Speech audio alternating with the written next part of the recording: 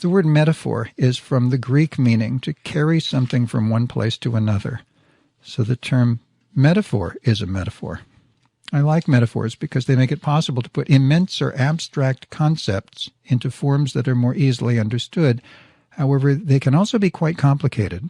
I was at some family gathering when I was 7, and I remember my mother mentioning the word metaphor in a story she was telling. That's when my Uncle Frank nudged my father in the ribs. "Metaphor?" he snorted. "I think I know what he meant her for."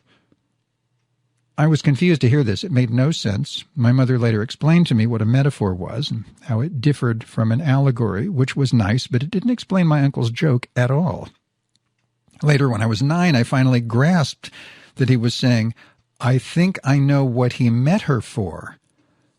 I was still puzzled, though. What was it? What did he meet her for? It wasn't until I was nearly 11 that I finally put it all together, and when I did, I couldn't help standing up and saying out loud, "It was sex! He met her for sex!" Unfortunately, I was in Sunday school at the time. The teacher was just reading about how the angel Gabriel came to Mary and told her she was to grow great with child. Another time I landed in hot water that way was when I was in 6th grade. It was Columbus Day, and my teacher, Mrs. Weber, began her speech on the famous explorer by quoting an old song.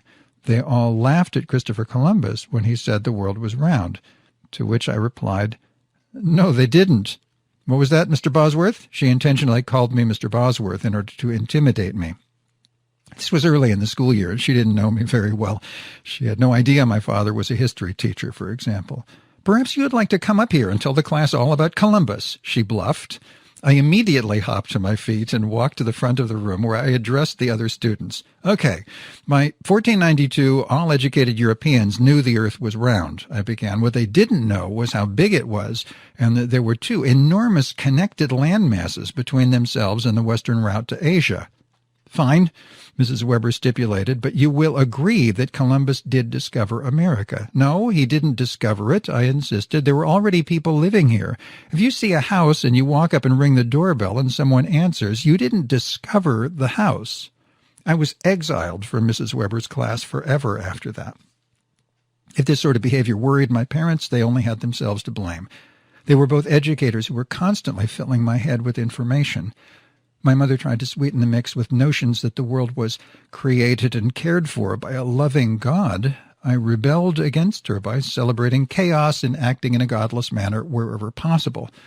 My father tried to temper the data with logic and common sense. I rebelled against him by living my life with as little of each as possible. As a child, I always saw my mother as a creature of the air, grasping my hands in an attempt to lift me into the clouds, whereas my father seemed to be an earthbound force reaching up, trying to pull my feet back down to reality. And I was caught in between. It was a bit of a stretch, but I guess you can't grow without getting pulled out of shape a little. Hey, there's a good metaphor. I was pulled apart like saltwater taffy. Wait, no, that's a simile.